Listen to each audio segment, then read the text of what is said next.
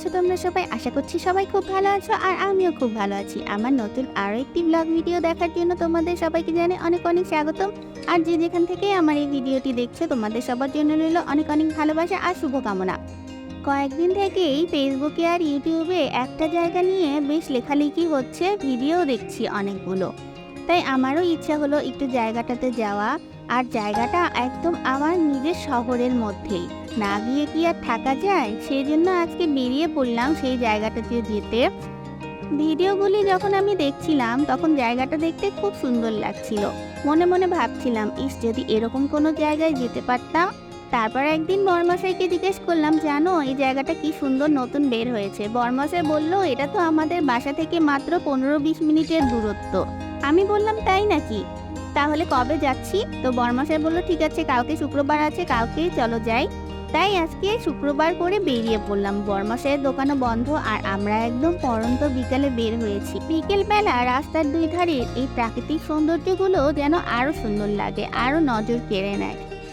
মাঝে মাঝে এরকম সবুজে ঘেরা পরিবেশ দেখতে বেশ ভালো লাগে। সারাদিন তো বাড়ির মধ্যে চার দেয়ালের মধ্যেই বন্দি হয়ে থাকি, ঘরকন্না হয়ে থাকি।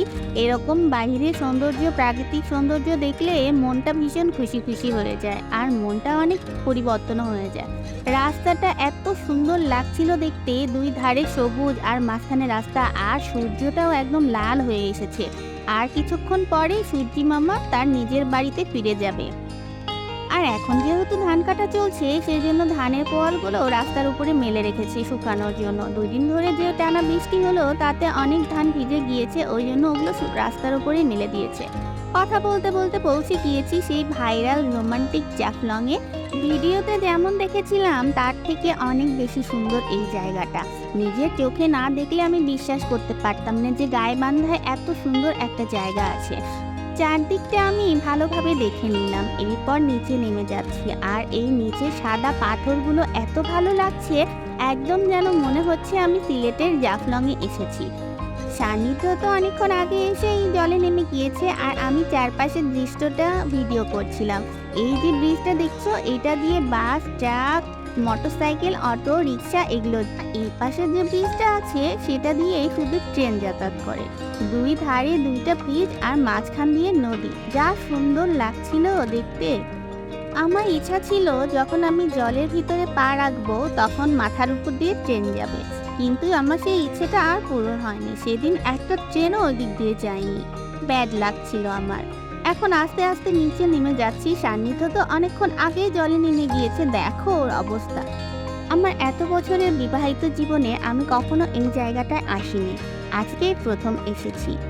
অনেক জায়গা থেকেই লোক আসছে এখানে এটা দেখতে। আর এত গরম পড়েছে, গরমের মধ্যে একটি শীতল ঠান্ডা মনোরম পরিবেশে সময় কাটাতে কিন্তু খুবই ভালো লাগছিল। আমরা যেদিন গিয়েছিলাম সেদিনও বেশ প্রচণ্ড গরম ছিল। আমি আস্তে আস্তে জলে নামার চেষ্টা করছিলাম, যেহেতু পাথরগুলো একটু পিছল হয়ে গিয়েছে জলের ভিতর থাকতে থাকতে। আর জলগুলো এত ঠান্ডা ছিল, বেশ ভালো লাগছিল পা ভেজাতে জলের ভিতরে। এই নদীটার নাম হলো ঘাঘট নদী, আর ওপরে যে ব্রিজটা আছে সেই ব্রিজটার নাম হলো ভেড়ামারা ব্রিজ।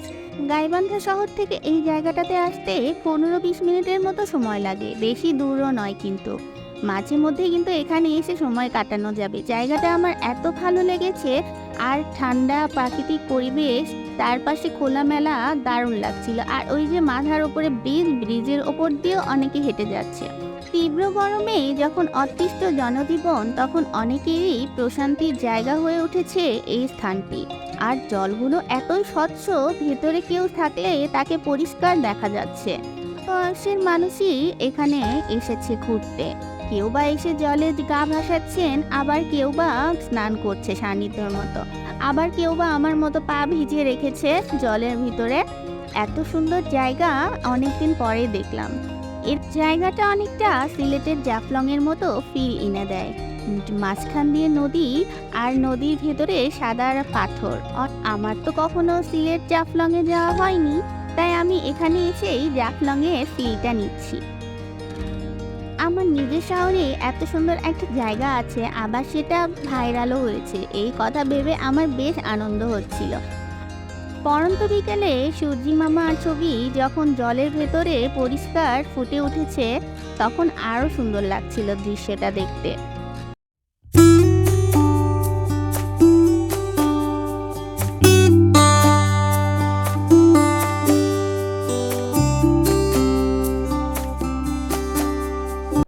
মাথার উপরে যে রেল ব্রিজটি আছে ওটা ব্রিটিশ আমলের তৈরি।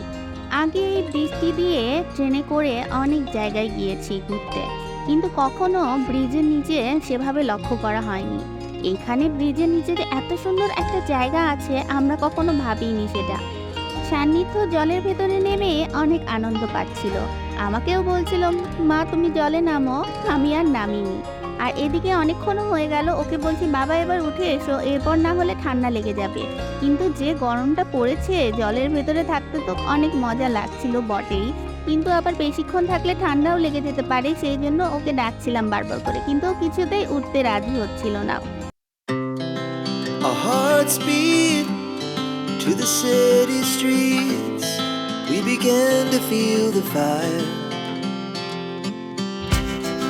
We rise like tall. এবারে আমি জল থেকে উপরে উঠে এসেছি, আর সান্নিধ্য আবারও নেমেছে জলে, বলছে মা আমি একটু পাটা ধুয়ে আসি, আর ওর জুতোগুলো নোংরা হয়ে গিয়েছে, ওটাও ধুতে গিয়েছে। জায়গাটা একদম মন প্রাণ সব কেড়ে নিয়েছে, মনে হচ্ছে আরেকটু থাকি। দিনের আলোতে যতটা সুন্দর দেখতে লাগছে এই জায়গাটা, রাতের অন্ধকারে কিন্তু কিছুই বোঝা যাবে না যে এখানে এত সুন্দর একটা জায়গা রয়েছে। প্রায় সন্ধ্যা সন্ধ্যা হয়ে এসেছে, আর একটু পরেই রাত নেমে আসবে, আর রাত হওয়ার আগেই আমরা তাড়াতাড়ি বাসায় চলে যাব। কিন্তু সান্নিধ্য আবার এদিকে জেদ ধরেছে ওই রেল ব্রিজের উপরে উঠবে, আর আমারও একটু দেখার ইচ্ছা ব্রিজের ওপর থেকে নিচের প্রাকৃতিক সৌন্দর্যটা দেখতে ঠিক কেমন লাগে। ওই জন্য সান্নিধ্যের সাথে সাথে আমিও বললাম ঠিক আছে চলো তাহলে উঠি। উঠে পড়েছি ব্রিজের ওপরে। এই যে সেই ব্রিজটা এদিক দিয়ে রেল যায়, আর নিচে তাকাতেই তো আমার মাথা ঘুরে গিয়েছে, আমি একদমই ব্রিজের ওপর দিয়ে হাঁটতে পারছিলাম না। অনেক মানুষ দেখি ব্রিজের ওপরে উঠে বসে আছে, আর এই চারপাশের প্রাকৃতিক সৌন্দর্য দেখতে বেশ ভালো লাগছিল ব্রিজের ওপর থেকে। অনেক কষ্টে ভয়ে ভয়ে ব্রিজটাকে পার হচ্ছি আমি। সান্নিধ্য আর সান্নিধ্যর বাবা অনেকক্ষণ আগেই চলে গিয়েছে ওই পার।